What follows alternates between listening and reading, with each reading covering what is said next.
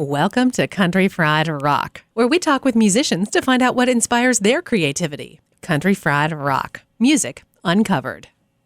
Hey, Taylor, this is Sloane Spencer from Country Fried Rock. Hi. How are you? Doing great. Fantastic. So thank you much. I appreciate you being with us on Country Fried Rock. Yeah, thanks for having me.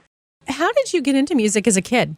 My brother and I grew up in a musical family, and whenever there was time at the end of family dinners or holidays or anything, everyone would just always end up singing. Our dad was a great piano player and songwriter, so here's our songs not much anymore. But yeah, he brought us up very much in love with music, and we never really made a choice of oh, this is what we're going to do. It was always just already agreed upon thing that music was what our lives were going to be all about. Cool.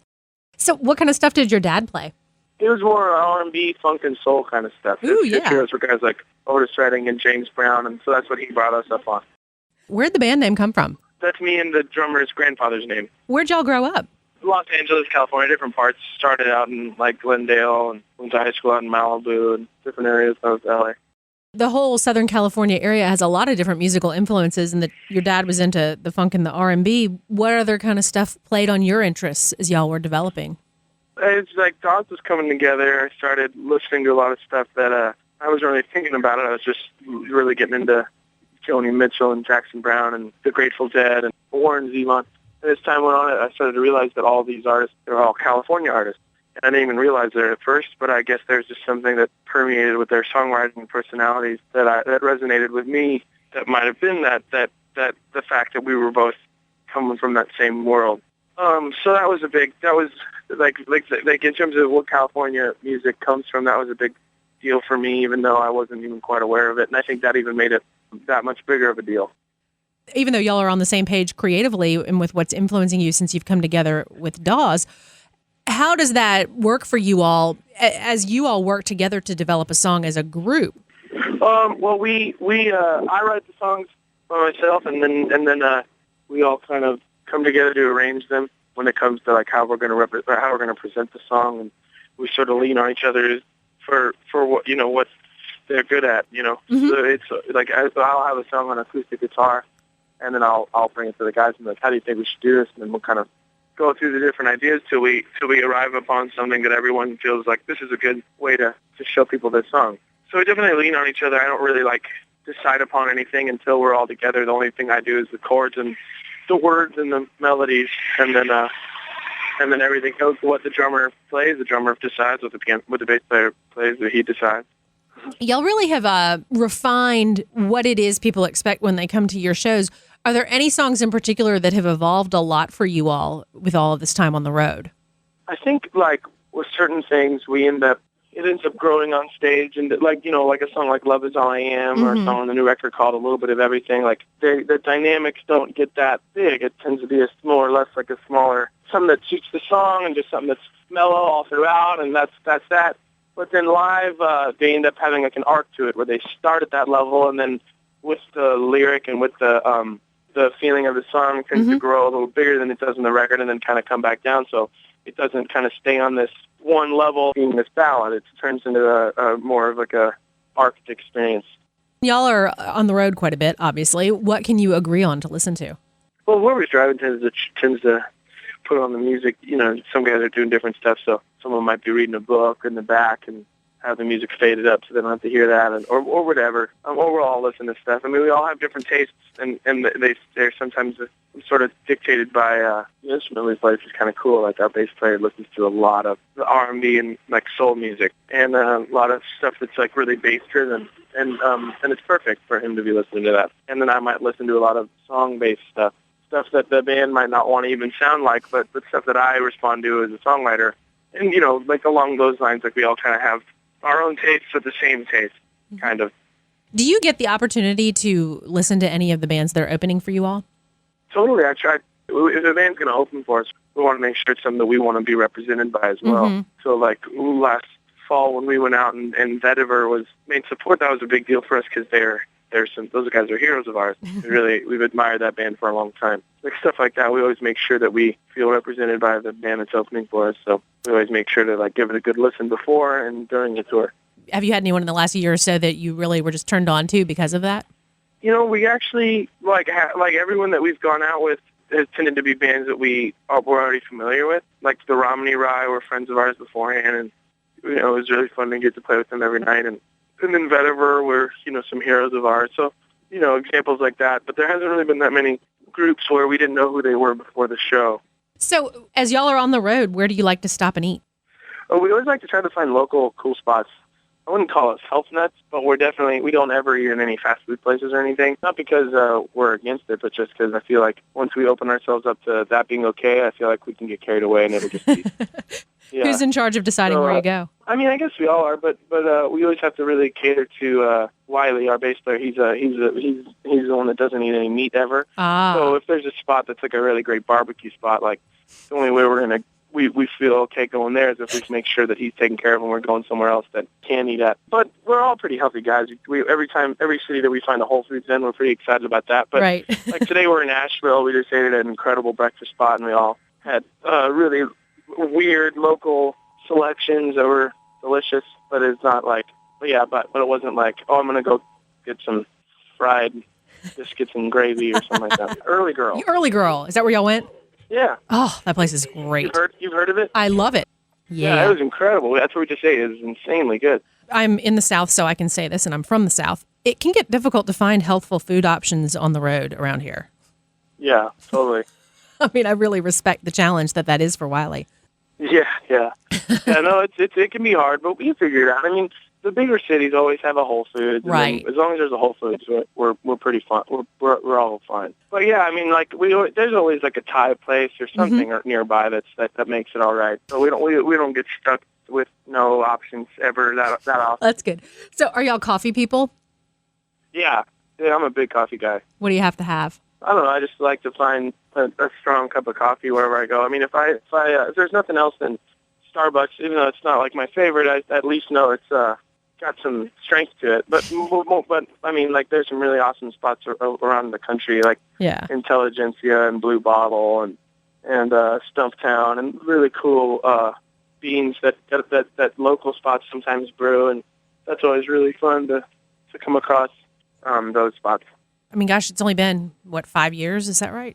Yeah, I guess so. I mean, our album came out officially about a year and a half ago or 2 years ago. As you all are moving then into this next one, have you been road testing these songs? Yeah, we've been playing the new material on stages for a long time. I feel like most people that are familiar with Dawes know just about every song on the new album, which, for some people might be a bummer, but I think for most people, they'll be excited that these songs, they've sort of grown, they've watched the songs grow in front of them, and the song that they might want to always hear live when they come to the show, now they're going to get to have their recorded version finally. So I think it's a cool thing. But yeah, we've played our new material on stages more than I think other bands even tend to want to. Has anything changed in particular over time from when you first started playing it live to as you went into the studio with it? Not really. Like some songs there'll be subtle changes that we'll learn that work better than others. Like, okay, we shouldn't do that, or we should trim that part down or make that part longer, just for the sake of like what worked on stage and what didn't. But overall, there haven't been like these wild changes to songs for the sake of between the first time we played it on stage and then by the time we recorded it. You've been on the road a ton. What kind of venues have really been a pleasant surprise for you in the recent past? We'll get to some cities and we won't really have any idea as to how many people will come out, and they'll just be, like when we played First Avenue in Minneapolis, I didn't really think that we should be playing that venue, but then it ended up being almost sold out, and it was a headlining show in front of 1,400 people, and that was really great. Yeah. And even just the other day, we played in St. Augustine, Florida, a headlining show, and we never played there, so I was like, oh man, I hope at least 20 people come. It ended up being a packed room, and it wasn't a huge room, it was like 200 people or something, but it was packed, and so it felt really great. But yeah, I mean, like the venues, like in terms of us being like surprised by the sound and the vibe of the venue, that happens all the time, and it seems sort of you just at random. It just seems like a band that loves a certain venue, we might have an off night with, and vice versa. We might have a great night in a really dingy spot that everyone else will say is terrible. So true. I feel like it's always hard to say like what's an accurate impression from an actual venue, for us at least. Well, so you all are kind of in that transition from working it hard for years and being the band opening for the more well-recognized name, but now you're the lead band and you're the headliner. Well, it's actually like, it's funny. I feel like it's sort of a bit of a cycle. Like with our first album, we went out opening for bands of a certain size, like Deer Tick and Delta Spirit and Langhorne Slim. And then at the end of that touring cycle, we were the headlining band, more or less on similar level as what they're on. And then with this album, we're about to release it, and we're going to be doing a summer's worth of support slots. But we've sort of stepped it up in terms of who we're opening for. It's bigger named artists like Bright Eyes and Alison Krauss and Brett Dennen. And so we're hoping that by stepping up the size of the artists we're opening for, then we'll hopefully it'll be a repeat experience of our first record cycle, but just on maybe ideally the next tier. I don't think every band does it this way, but that's the way we're trying to do it. It's great. Whatever works. That's cool. So y'all have a lot on the plate for the summer. Where are you headed that stands out for you? Do you do festivals? Yeah, we did a lot of festivals last year. We're going to try to do a bunch this year, but, a lot of those main ones don't let bands do 2 years in a row. So We're not going to be at Lollapalooza or Bonnaroo or the ones we did last year. We're hopefully going to end this record cycle next year doing those festivals. That'd be fun. But as of now, it's just really cool festivals like Mountain Jam and stuff like that. So we're still out there doing some stuff, but it's not necessarily that. When you all head into the studio, you've had the opportunity now to have some assistance in the production and the method in which it happens. What do you all look for?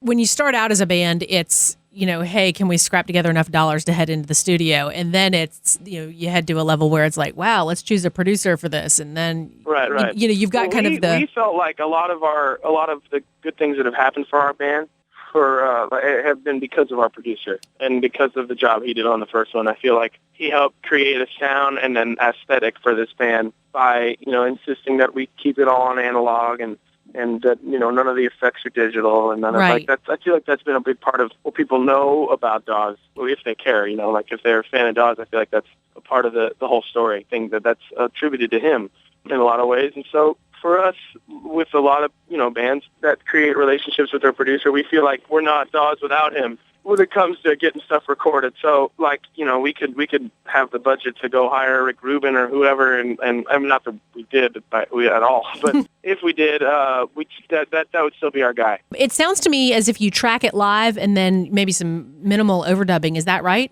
Yeah, more or less. Yeah, we track it live, and then the first record, it was a lot more like, as much as possible live, just because we had such a limited amount of time. But for the second one, we spent a month instead of 2 weeks, and we for the most part, we had to keep certain things live because that's how we work best. Wiley and Griffin on bass and drums are at their best when they're playing together and they're reading each other and they're following each other, and that's how it should be. But there are certain things where yet another guitar or just making sure the vocal take sounds a little more inspired, so we'll redo that or something. But a lot of it was definitely live. So I have a random question for you that a listener of mine sent in and wants me to ask, so I will. All right. Do you raise those chickens? Yeah.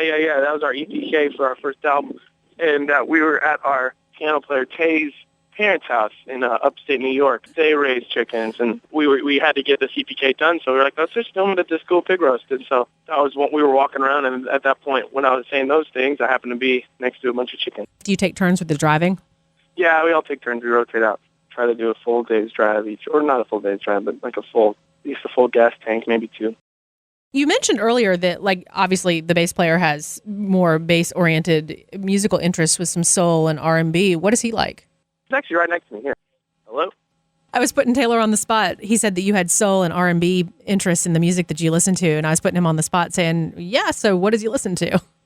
I listen to a lot of Stax Bolt records, all the Booker T records and anything Just Gun produced, Meters, a lot of New Orleans stuff I listen to as well, Lee Dorsey and Alan Toussaint. Bunch of that good stuff. And then, what else? Bunch of Bill Withers all the time. It kind of goes on forever. Delaney and Bonnie's one of my big ones. So are you into any of the newer stuff that's coming out with kind of that Stax feel? Nah, I've never really heard. I don't really give it probably a fair enough chance. I just so much older records. I can go to a record store every day and pick up like 10 new records that'll like blow my mind, Yeah. like old ones. So I've never really given it a chance to go around. I keep feeling like I have to get all the old ones before I even start to listen to the new ones. Right. So when you get home, do you get to listen to your vinyl, or how do you? Because on the road, you can't really do that. And when I'm at home, it's all vinyl for sure. But on the road, I just buy CDs all the time. Then I got my iPod out here, but right. definitely prefer it on the. I got my whole like system super dialed in at home. Cool. So in terms of with vinyl having its own kind of resurgence. Yeah, I mean we print vinyls for all our stuff always, and then they're all super nice, like 180 gram, like double LPs at 45. Both of our records are that way. And we do it all at the tape, so by the time it hits the vinyl for us, like no computer's ever touched it. You know what I mean? It's taped to the vinyl. In your live performances, are y'all using like tube amps and that sort of thing too? Yeah, all our gear is pretty old, and I mean, if any of it's not old, it's all like pretty customized. I build a lot of it for us, or I try to, and I maintain it all. Oh, cool! Tell me about that. Yeah, and the Griffin's playing all old drums. We all got tube amps. We have a bunch of crazy old tube keyboards and pianos and organs and all that stuff. Cool. I didn't realize that. I haven't had a chance to see y'all live. I've only listened. Yeah, no, it's cool. It's definitely like we definitely got the most gear out of anyone I know. The tubes alone are an issue, I know. Yeah, I know. I've got cases full of extra tubes and like 3 toolkits I carry around with us all the time. Do you have a favorite kind? I built a couple pedals. Mm-hmm. I built Taylor like a booster pedal that he uses on all the solos and stuff. It's like a custom like analog like booster pedal made out of like super old like 1950s parts that I put together. Nice. And then just like constantly maintaining all the keeps me pretty busy all the time on the road. Right. Where do you get all your parts then? There's a couple spots in LA from which is like kind of like electronic like junkyards. You just kind of go to and like grab as many crazy old parts as you can find, and then just like wait till you have a use for them. Is he just shipping you stuff on the road then? Yeah. Best of y'all. Bye-bye. Country Fried Rock. Find the full playlist from this episode on countryfriedrock.org. Check us out on iTunes. No music, just talk. Our theme music is from The Full Tones. Our Country Fried Rock stinger is from Steve Soto and the Twisted Hearts. Country Fried Rock. Copyright 2012 by Lilypad Productions. All rights reserved. Ever he been helping us some country fried rock? Hey y'all, it's Sloane Spencer. Thanks so much for finding all these new old episodes of Country Fried Rock. I've got something completely different available these days called Sleep with Rock Stars. And it all started from a listener comment back in the very early days of Country Fried Rock who said, I slow these down to 75% and fall asleep to them. And I was like, well, over the years I started thinking about it, and I recently started Sleep with Rock Stars. It's the Gen X sleep podcast, and you can find it at sleepwithrockstars.com or your favorite podcast app.